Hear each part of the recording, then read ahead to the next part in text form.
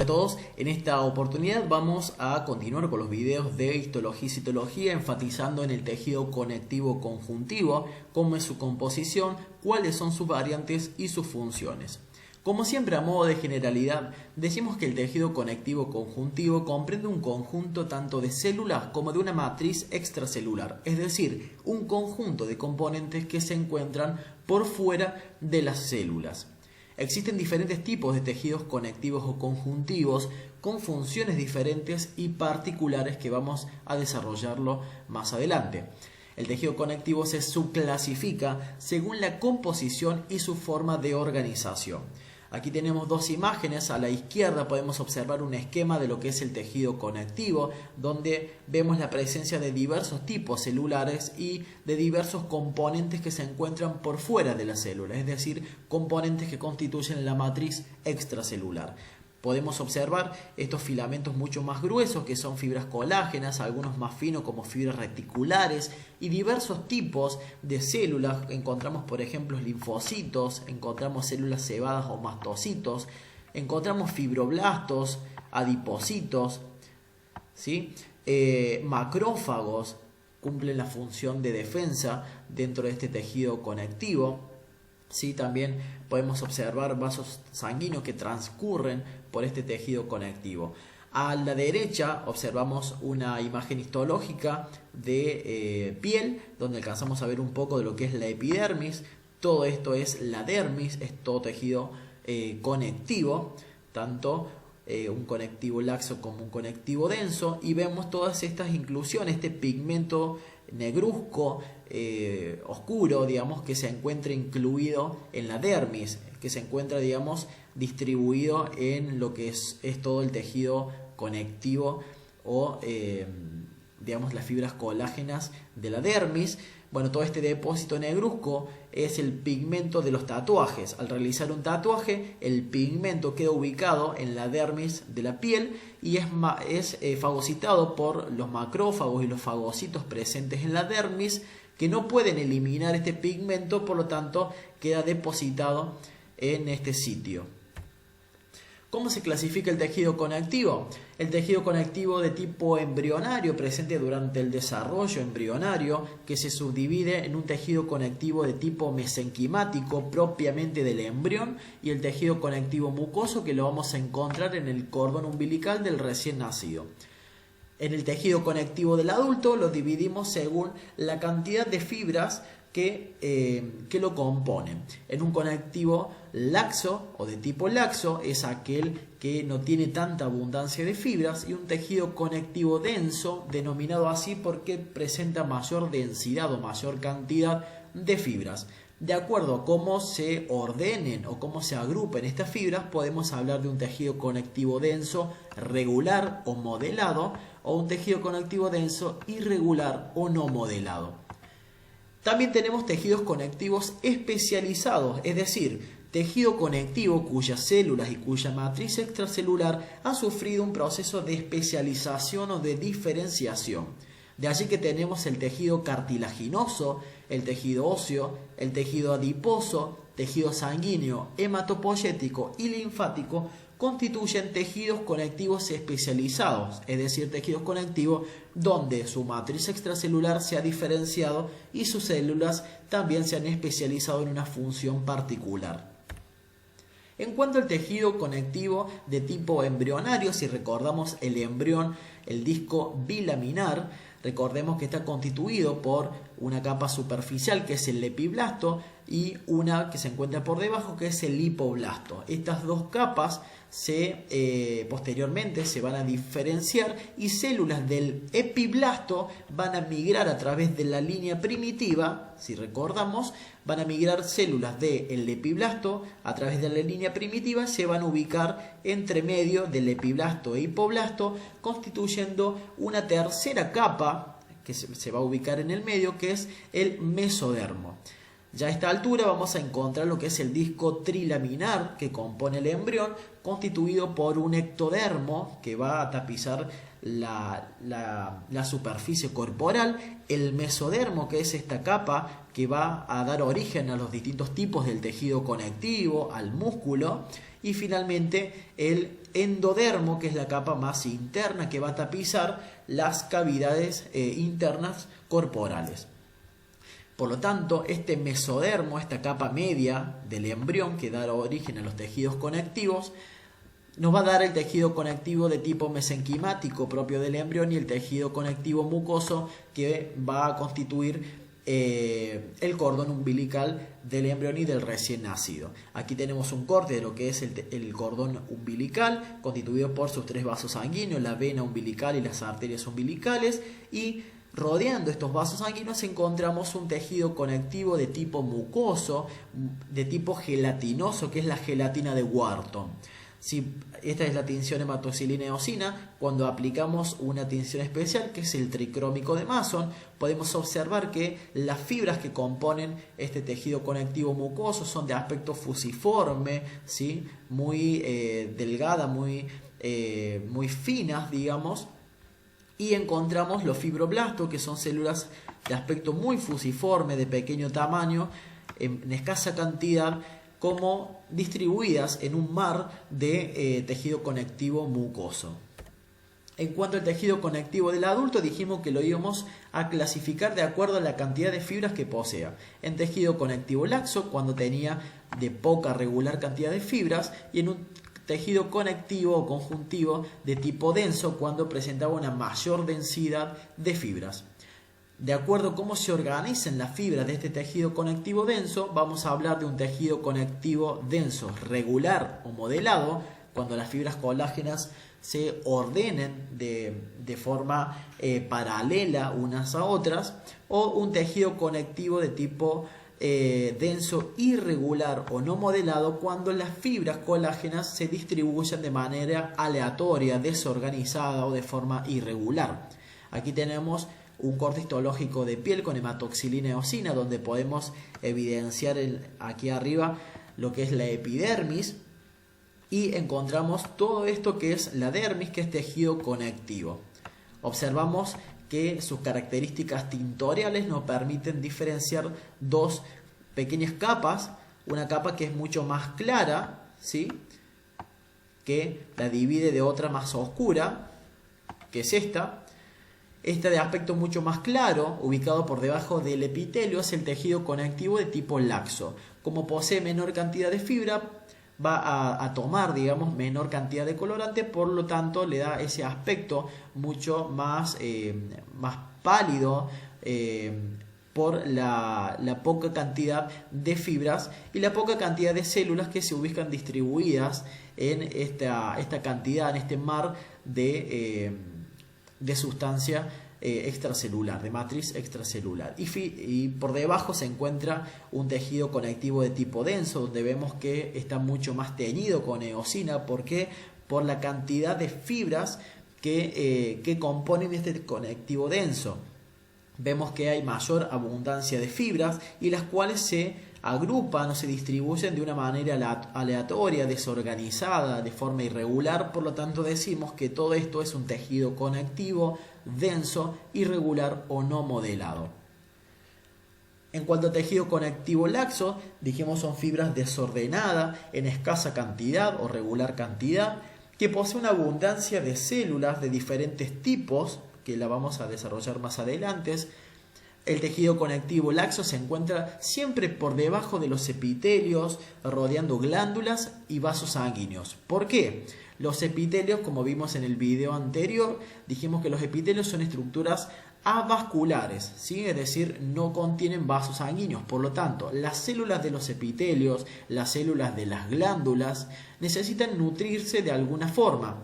Por lo tanto, inmediatamente alrededor de estos epitelios se encuentra un tejido conectivo laxo que tiene un aspecto de gelatina, donde los vasos sanguíneos, los capilares, pueden transcurrir de forma mucho más fácil y ubicarse por debajo de los epitelios para permitir la la difusión tanto de los nutrientes hacia los epitelios como los desechos de los epitelios hacia los vasos, ¿sí?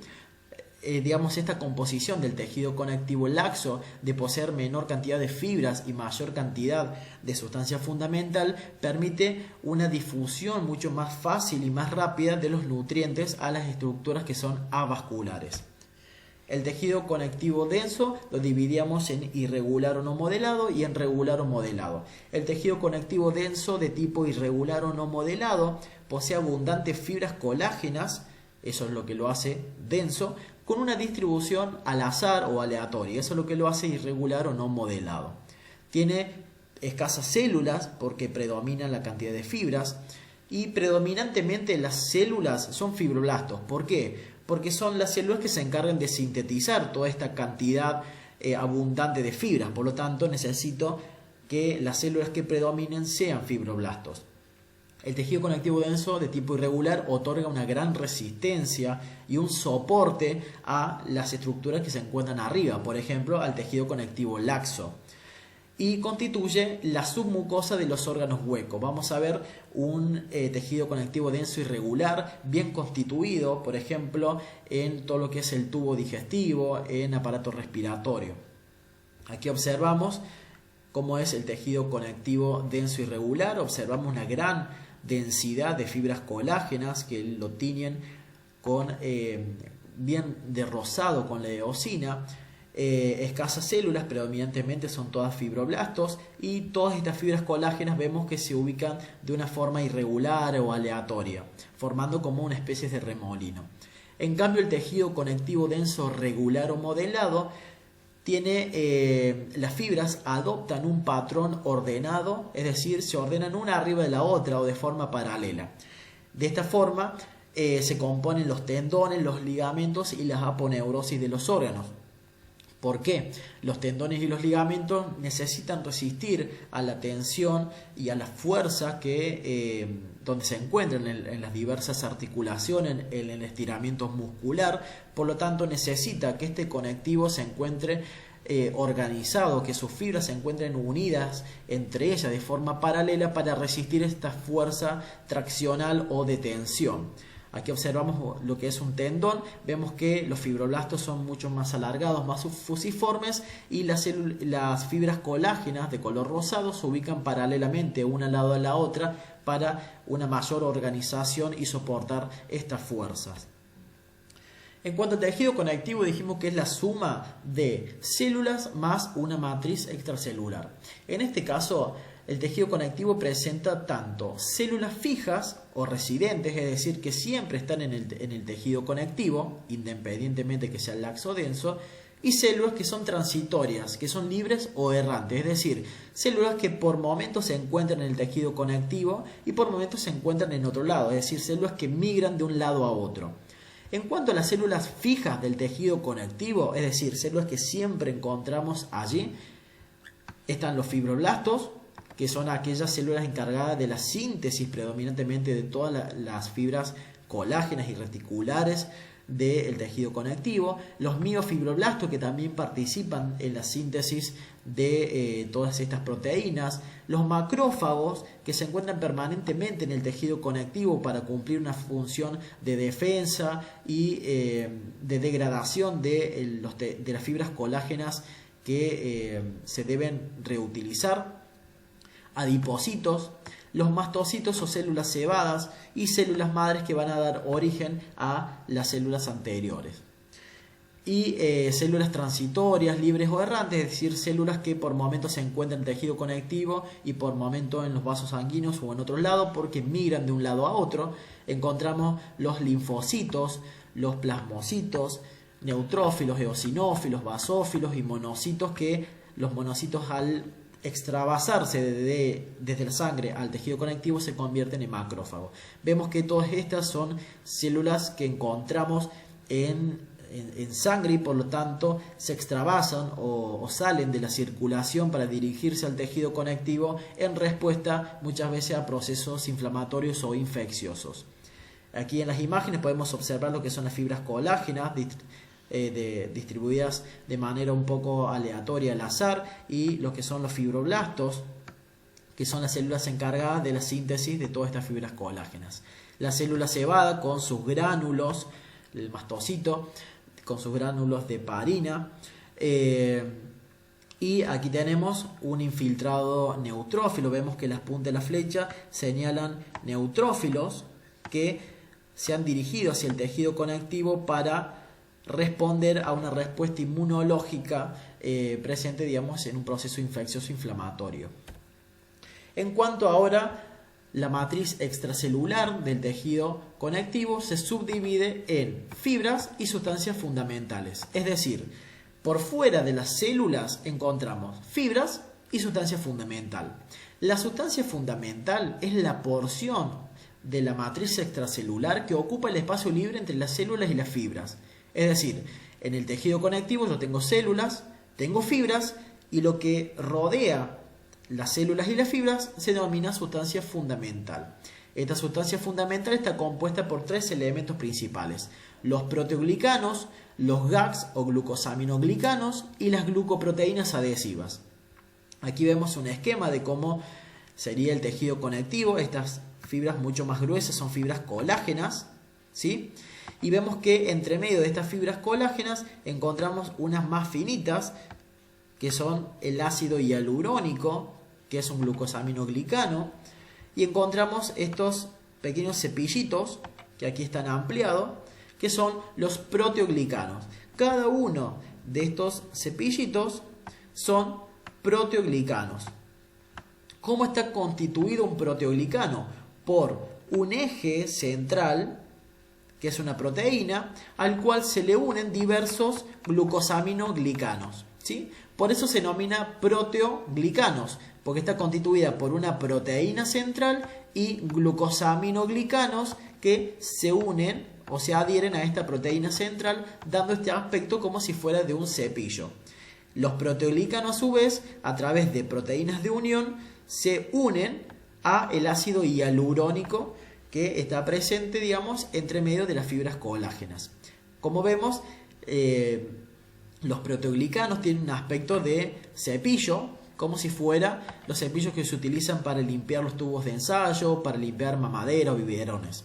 Vemos que el eje central, este alambre, sería la proteína, sería la proteína central, el eje, y los glucosaminoglicanos se unen a esta proteína para conformar un proteoglicano. Dentro de los glucosaminoglicanos, es decir, de las moléculas que se unen a esta proteína, encontramos el heparansulfato, el queratansulfato, dermatansulfato, heparina, entre otros. Ahora, dijimos que tenemos sustancia fundamental y también tenemos fibras. Las tres principales fibras del tejido conectivo o de la matriz extracelular, son las fibras colágenas, las fibras reticulares y las fibras elásticas. Las fibras reticulares constituyen una especie de arquitectura, de armazón o de sostén para las células de los diversos tejidos u órganos. Es decir, las fibras reticulares funcionarían como las columnas que sostienen los pisos de un edificio. Están formadas por colágeno de tipo 2 y no se puede observar con hematoxilina y eosina, y para eso se utilizan tinciones especiales como es la tinción de Paz o ácido periódico, y tinciones de tipo argénticas con plata. La plata se deposita en las fibras reticulares y las observamos de este color como negro. Este es un corte de hígado donde vemos que los hepatocitos, las células, se encuentran como ubicadas o fijas en su lugar gracias a toda una arquitectura, a una malla de fibras reticulares que la ubica y la sostiene en su lugar para su función. Las fibras elásticas permiten la distensión de los tejidos, precisamente porque tienen la capacidad de ser elásticas, de estirarse y volver a su forma original. No están formadas por colágeno. Las fibras elásticas no son colágenas, sino que están compuestas por otras proteínas como son principalmente la elastina y la fibrilina. Las fibras elásticas se tiñen muy débilmente con eosina, se tiñen muy pálido, y para poder observarlas mejor se utilizan tinción con orseína o con fucsina. Las fibras elásticas las encontramos abundante en los ligamentos, que necesitan distenderse en la faringe y en las arterias elásticas, por ejemplo la aorta, para resistir la presión que ejerce la sangre cuando el ventrículo izquierdo bombea con fuerza toda la sangre, ¿sí? Aquí observamos un corte de una aorta teñida con orceína y vemos que las fibras elásticas adoptan esta forma ordenada, paralelas una al lado de la otra y con una forma ondulada o serpentiginosa. Las fibras colágenas son las fibras más importantes y más abundantes del tejido conectivo. Varían de acuerdo a su espesor y se tiñen de color rosado con la tinción de eosina y de color celeste con la tinción de tricrómico de Mason o de Mallory. Molecularmente, la fibra colágena es una hélice compuesta por el enrollamiento de 3 cadenas polipeptídicas. Se denomina como colágeno tipo 1 a colágeno tipo 28 de acuerdo, digamos, a su descubrimiento. Las fibras colágenas pueden ser homotriméricas, es decir, que las 3 cadenas que lo constituyen sean iguales, o heterotrimérica, es decir, que las 3 cadenas que componen este colágeno sean diferentes.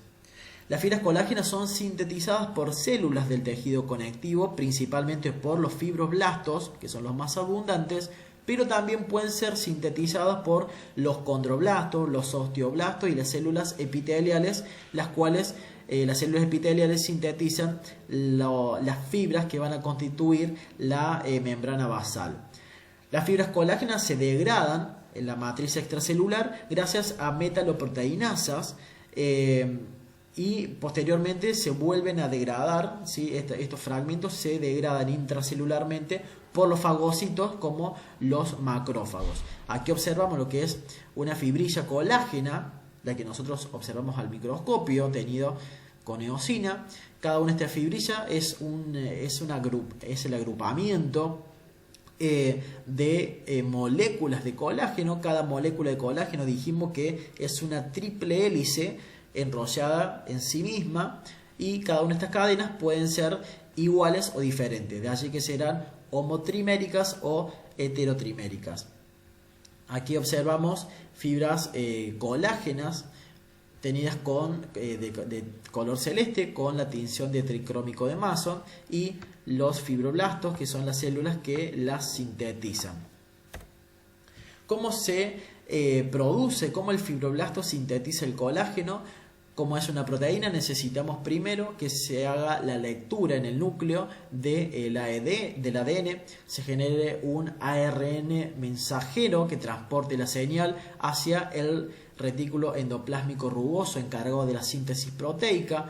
Vemos que hay una secuencia señal que inicia la síntesis de mi colágeno y finalmente se forma una procadena denominada preprocolágeno, ¿sí?